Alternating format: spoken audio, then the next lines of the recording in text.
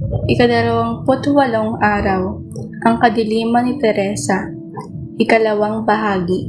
Noong isang araw, maaaring inisip natin na hindi natin kayang maihalin tulad ang ating sarili kay Santa Teresa dahil siya ay namuhay sa kumbento at tila walang hirap sa paniniwala sa Diyos at sa langit.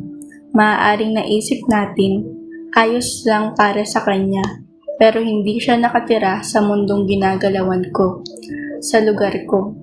Parang wala nang naniniwala sa Diyos at mahirap mamuhay ng may pananampalataya.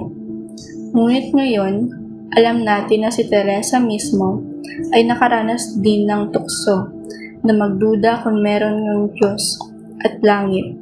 Bukod pa roon, nadarama rin niyang siya'y tinanggihan ng Diyos dahil sa kanyang makasalanang kalikasan, kaya tiniis niya ang parehong uri ng tukso at hindi lamang sa isang araw, kundi higit pa sa isang taon. Gayunpaman, siya'y umasa sa kabila ng kawalang pag-asa na nagtitiwalang may Diyos nga at maaari siyang gawing dakilang santa. Ngunit, paano natin ito nagagawa?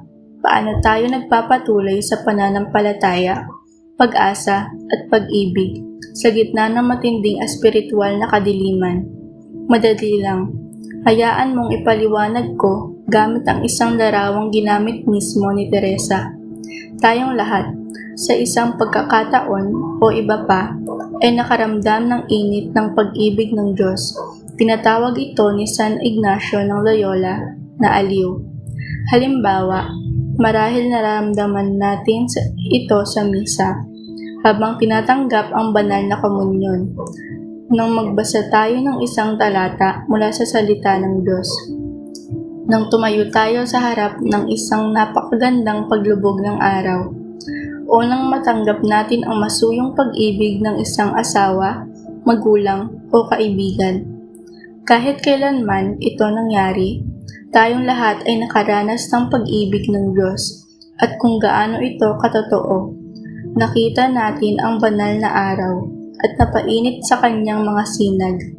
Ngunit ang problema ay nakakalimot tayo. Dumarating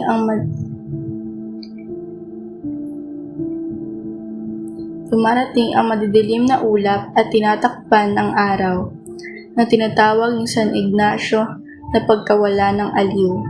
Tumigil tayong maramdaman ang kanyang init. Napapaisip tayo kung naroon pa ba ang araw at baka nagsimula tayong panghinaan ng loob.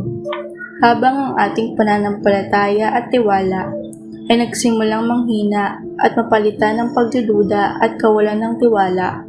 Ngayon, ang pagkakaibang ganawa ng marami sa atin at ni Santa Teresa ay siya ay kumapit sa mga pangako ng awa ng Diyos at sa alaala ng kanyang pag-ibig o aliw, lalo na sa gitna ng kadiliman o ang pagkawala ng aliw.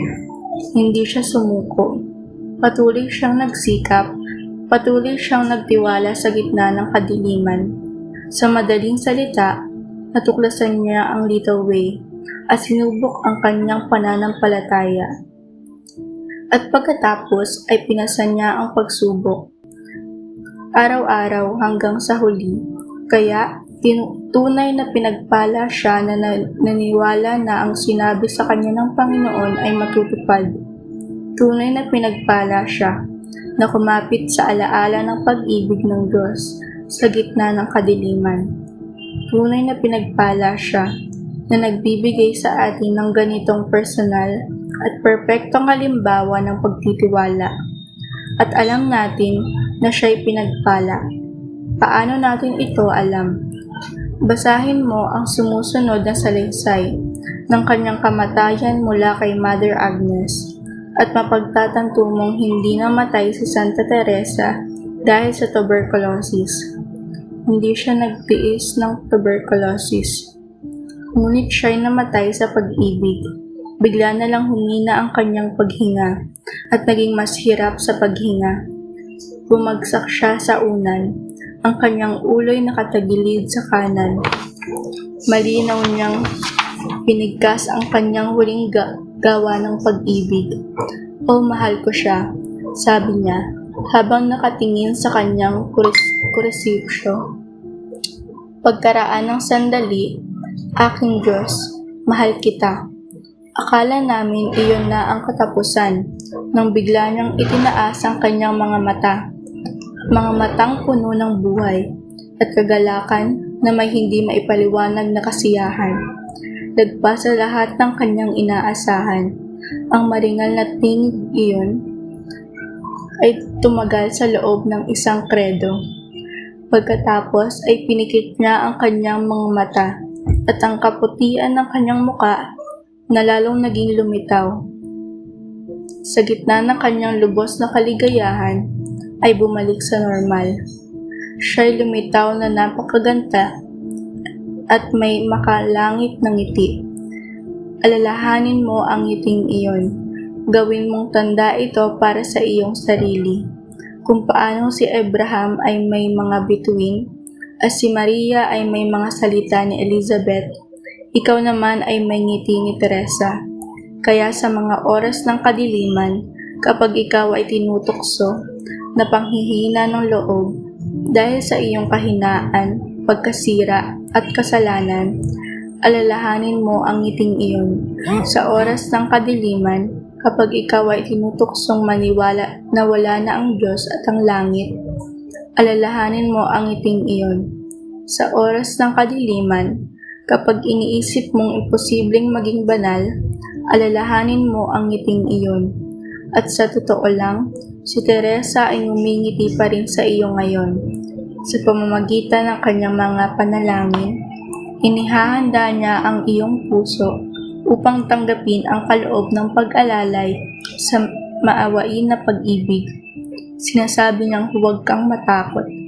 Sinasabi niya, hindi ko pinagsisisihan ang inialay ko ang sarili ko sa pag-ibig, at ikaw rin ay hindi magsisisi.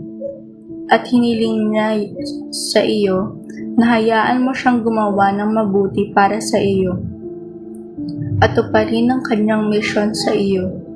Isang misyon na binanggit niya bago siya pumanaw. Lalo kung nararamdaman na magsisimula na ang aking misyon. Ang misyon kong mahalin ang Diyos ng buong puso at ipadama ito sa mga kaluluwa sa munting paraan. Kung ipagkakaloob ng Diyos ang aking mga hangarin, gugugulin ko ang aking langit sa lupa hanggang sa wakas ng panahon. Oo, nais kong gugulin ang aking langit sa paggawa ng kabutihan sa lupa. Alam natin na pinagkaloob ng Diyos ang mga hangarin ng pinagkadakilang santo ng makabagong panahon. Kaya, pinahihintulutan mo ba siyang tulungan ka? Pinahihintulutan mo ba siyang ibigay sa iyo ang kaloob ng munting paraan at ng kanyang pag-aalay sa maawain na pag-ibig? Panalangin para sa araw na ito. Halina, Espiritu Santo, apoy ng awa, maging saksi na pinili kong tanggapin ng tulong ni Santa Teresa. Habang inihahanda ko ang aking sarili upang ialay ang aking sarili sa maawain na pag-ibig. Jesus, Hari ng awa, nagtitiwala ako sa iyo. Amen.